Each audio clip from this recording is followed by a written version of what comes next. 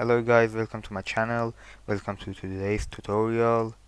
In today's tutorial I'm going to show you how to work with lighting, how to work with the colors, the basics of lighting.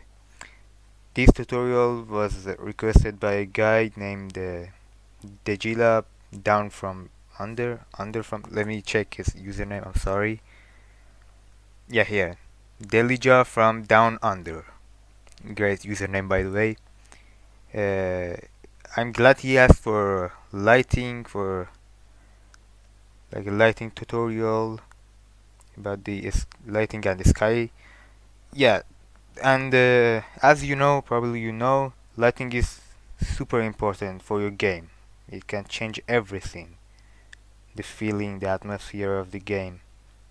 So today I'm going to show you some tips and tricks for lighting in Unreal Engine 4, how to get better lighting, to get better scene, better level, better environment. So I just made a simple, quick map, just sculpted a bit to cast some shadows. I just imported some trees to get some shadows. So I'm going to show you some tricks and tips to improve your lighting. So one of the things that I always do when I make a new project, I change the exposure. So what is exposure exactly? What it do? So let me explain it to you. I'm looking at the ground and you can see that the screen getting brighter and brighter, getting more brighter. And when I look up or somewhere else, depends on the thing or the place that I'm looking, the screen gets darker or brighter.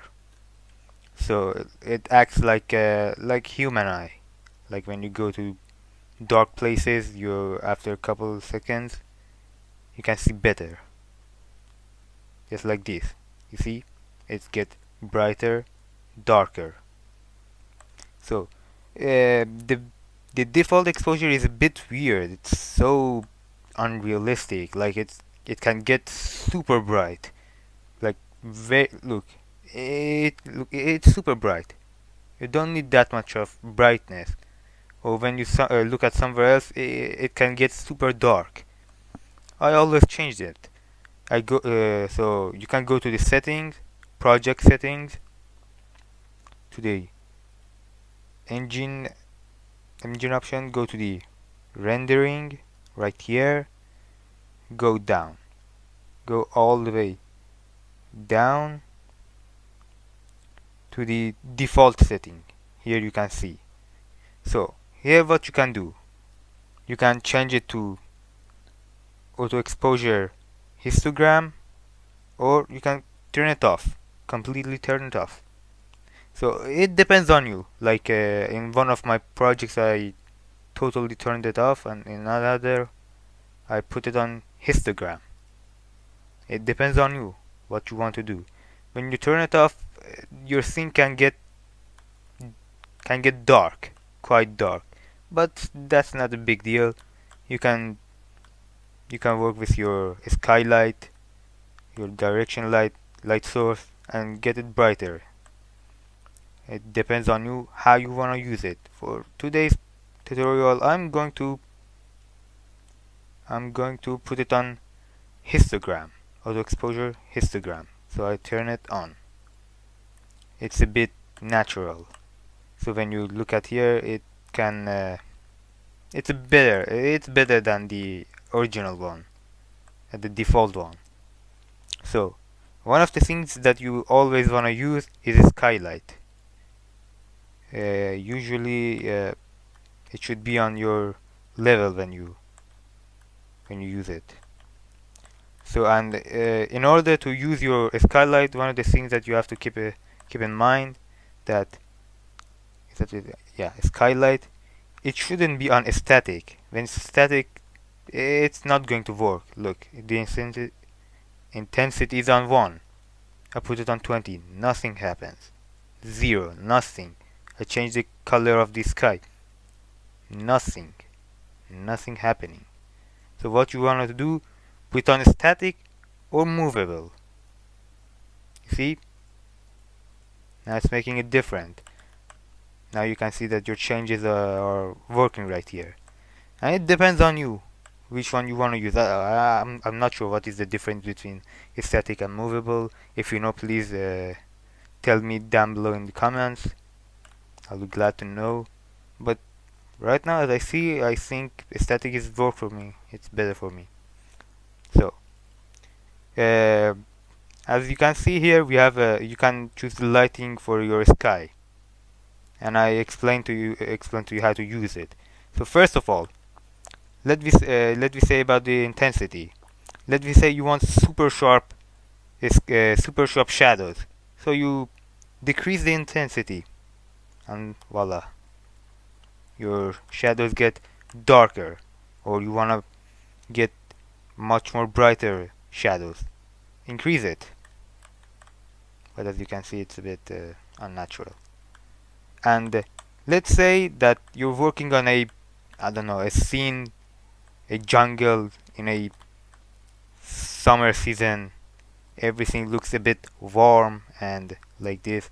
So you can go to the color section, choose your color near the red and orange, somewhere near that. You don't have to put it on so high, like keep it a bit, you know what I'm saying, like decrease the saturation. Maybe you want to increase it, I don't know, it depends on you. Or let's say, as you can see here, we have our changes.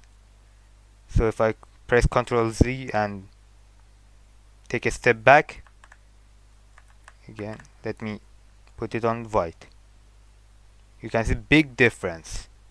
Look at this one, it's a nice warm jungle looking thing, and when I put it on white, you see how it changes the atmosphere, the feeling of the level. It's super important. Let's say that you want a like cold feeling, like it's spring. You can put it on green, and again you can see a big difference on blue, shadings and things like this. It really helps with you. It really helps your scene. It can change the feeling, the everything. So I put it on here. That looks great. So next thing that you want to work with is light source. So you probably know when you put anything on your scene, add anything new to your scene, you get this annoying thing, lighting needs to be rebuilt. You have to build it again. It takes quite a long time. Like it makes your hair become as white as your teeth. It's really annoying. So what is it? What it actually do? So if you, let's say that you're working on a game, a non-open world game, a game like Uncharted, or a game like what was that again? Oh god, I can't. The Last of Us. That it's not open world. You have one path. You have to follow that path.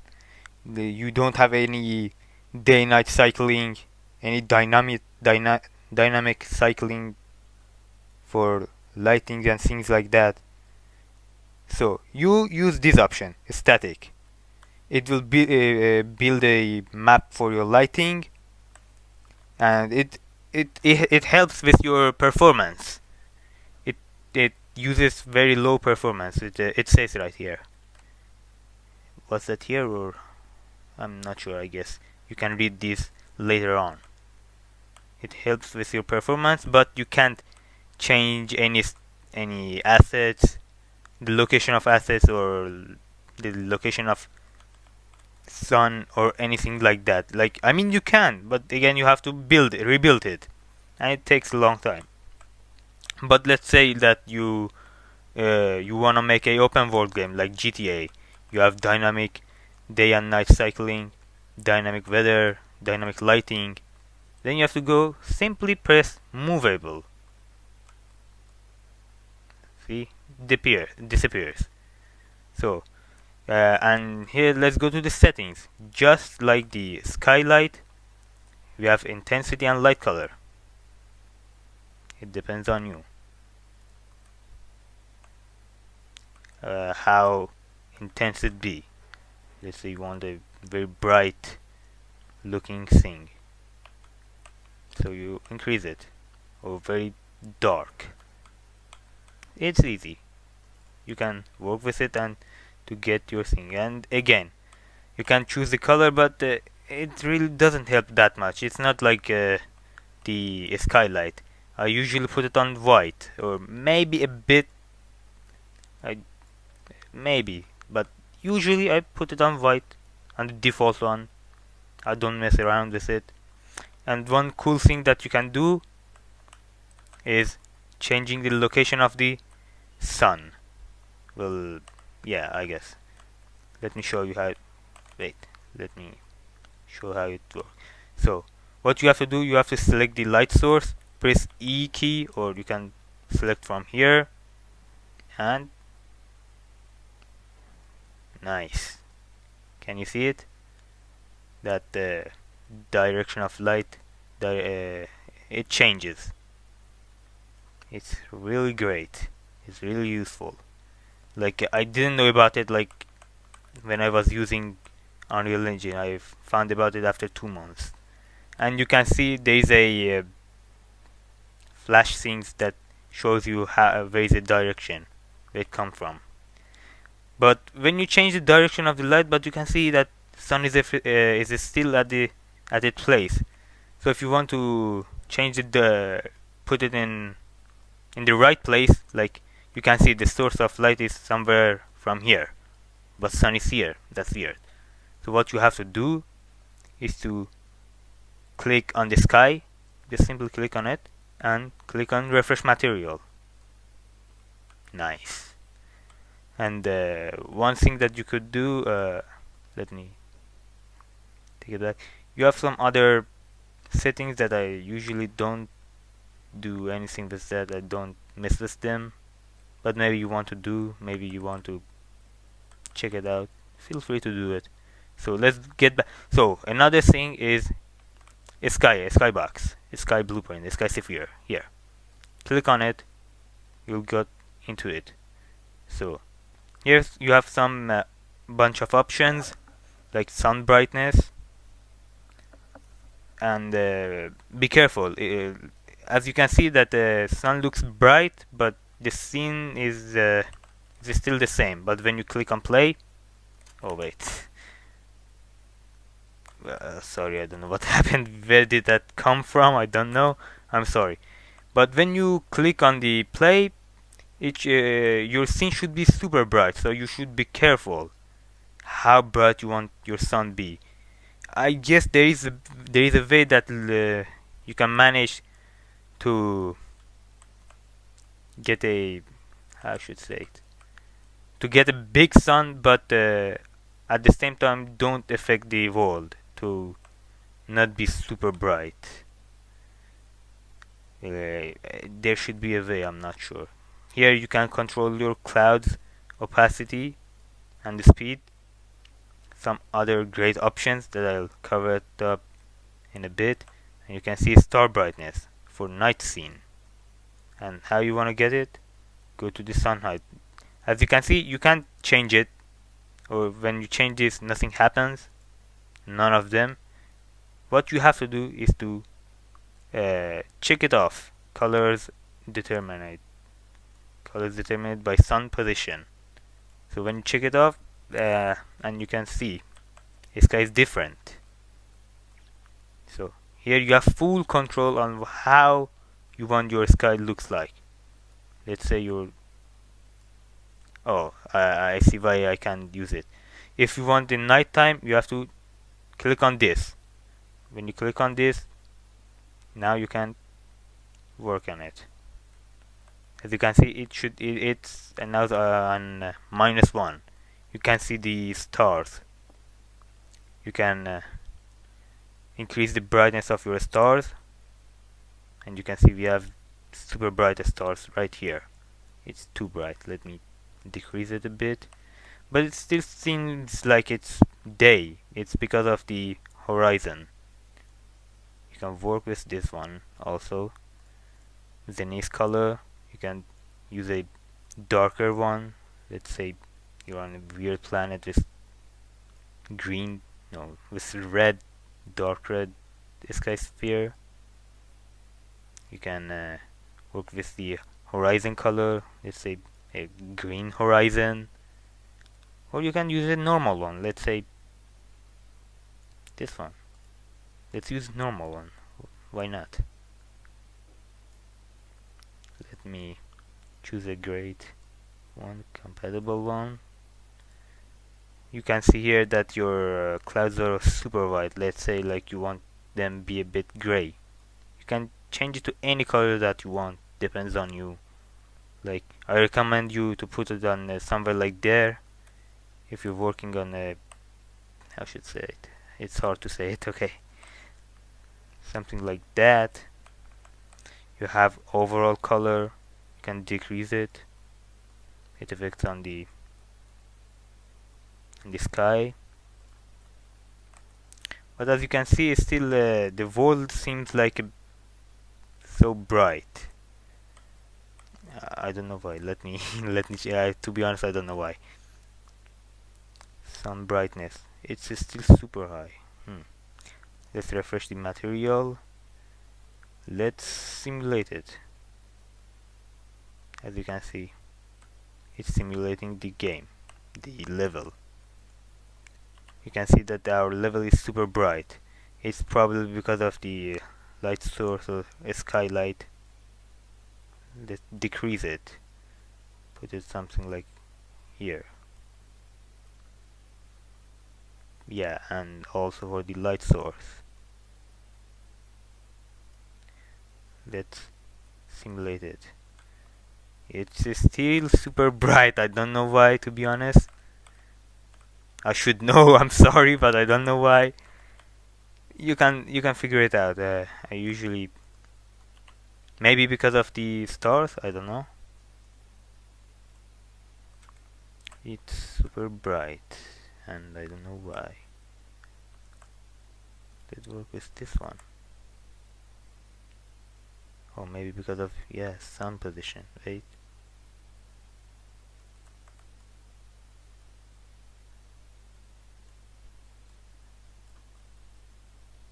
Yeah, let's simulate it now. Now you can see it's a bit darker, and yeah, to be honest, it's a bit darker, but we're using some very shiny colors. That's a bit problem. That doesn't match with the feeling of this level. It was because of the sun position. You have to be careful with this one to choose the correct position. And next up we have post process. You can go to the mode, search for post process volume, and drag it inside here. It's really great. I always use it for every single one of my projects. It's great, to be honest. It can really change the feeling of it. So I usually just work with it. I don't remember, I don't exactly know what each and every one of them do, but I work with them to know what they do, the saturation and things like that. Let's say to the color gradient, to the contrast. You can work. I'm so sorry. Before we do this, let's say like you want to affect this for a press R to select to scale. Let's say you want to affect this post process for a small location, like for here, this place. Then you have to uncheck this option, infinite extension, unbound, or let's say you want to make it affect the whole level. Then check this one, and let's do what we were doing. Global, yeah. Saturation. Let's go back to contrast. You can see everything looks super weird, super blue. You can work with it to get on things that you want. Let's work with the saturation. So the saturation, what it does, when you go to the green color, it deletes every single green things that you see, and this level is full of green things. The ground, the leaves, everything is green here. So I usually don't work with the saturation, but I work with the contrast. I usually work with it till get something that I like. Let's go to the gamma. It also work with the color. Let's put everything as some kind of warm thing. You can also work with the shadows. Right now we don't have any shadows because it's nighttime. And if we had a let me put it back on the daytime. That's better. Light source. Let's put it on. Let's select light.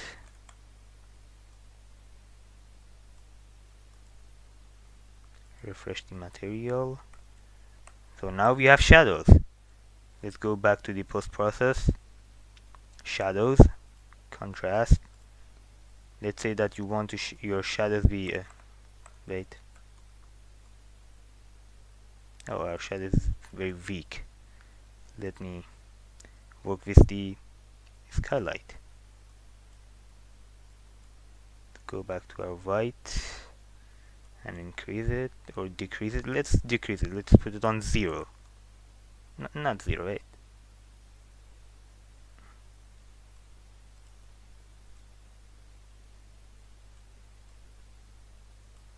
Let's work with the colors. Let's go back to our light source. Now that looks really nice. So let's go back to post process. Shadows, contrast. Work with these options. As you can see that I'm changing this, that you can see. I don't know what it actually do, but I guess it's changing the color of the shadows. I really can't tell. Let's go to the gamma. Oh, wait.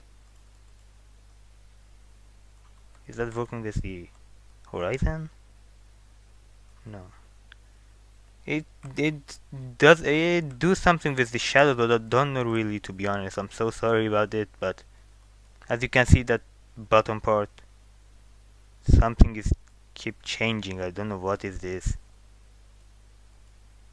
to be honest. So about the gamma for the shadow, I don't know.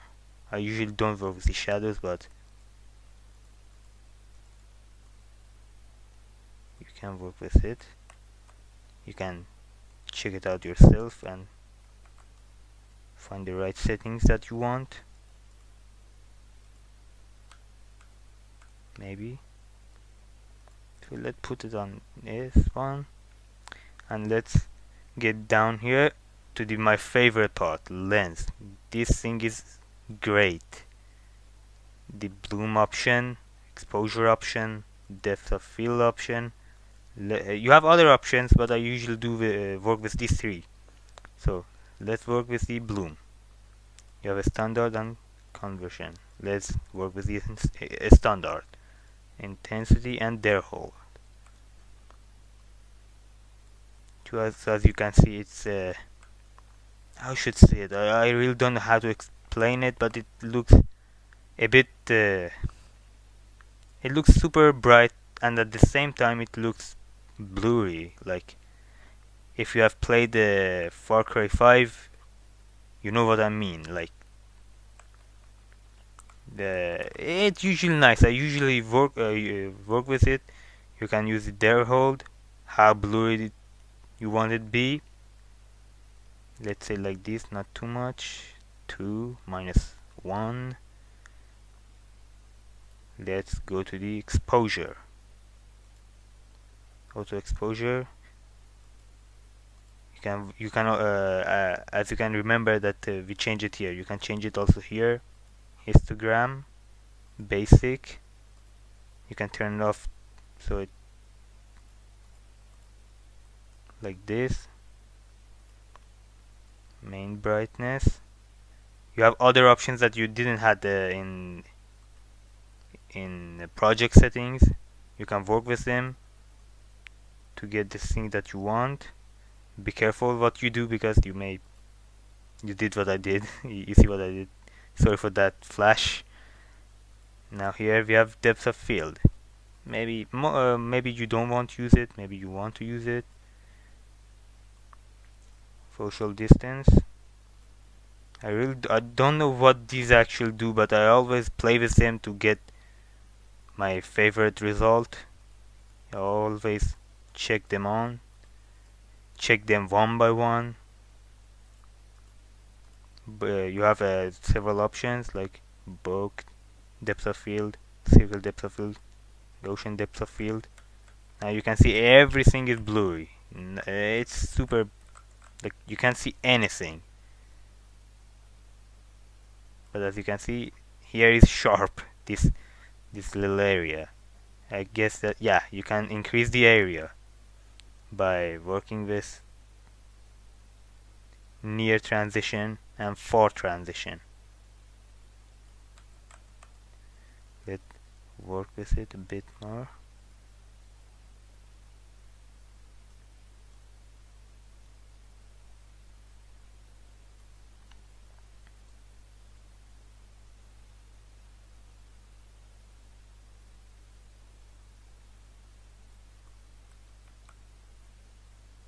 Something like this. Work with the scale. If you work with the scale, you have to keep in mind, like,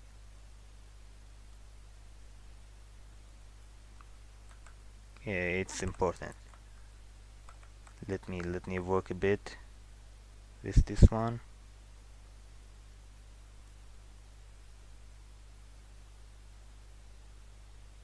It looks like a bit like a heavy fog, but yeah. For blur, you can work with this one. The amount of blurration, near blur. As you can see that we go back, those four assets get blurry. So now check it out. Now let's see before and after the post process. Where's the post process? Yeah, here. So before and after. I'll delete this and I'll get it back again. Delete, get delete. Why it's not deleting? Yeah. Without post process, with post process, you can see how different your level can get with post process. That's why I love it. Look. This is really boring level without post process. Boom, with post process. It's super great. You can, like, look how it changed the feeling, the atmosphere of the level. That's great. That's super great. I love this post process volume. I freaking love it. One thing that you can do, you can work with it, is also the fogs. They also can work with your lighting. I'm not going to cover it because to be honest, I don't work with them a lot. I don't know what should I do. And one thing again, the last thing that really can help your lighting is the roughness of your material. Let's say that look at how that your material reflect the light. So look how it reflects. If it was more in matte, like, how should I say, it can really change the feeling. You can you can have a material that reflects tons of the amount of the light, So you really don't need to add more lights, because you'll get some lights from the reflection of your material. That's good. That can help you. Like you'll understand when you get into working with your material. Now I really wanna wonder what happened if I turn off the exposure, auto exposure.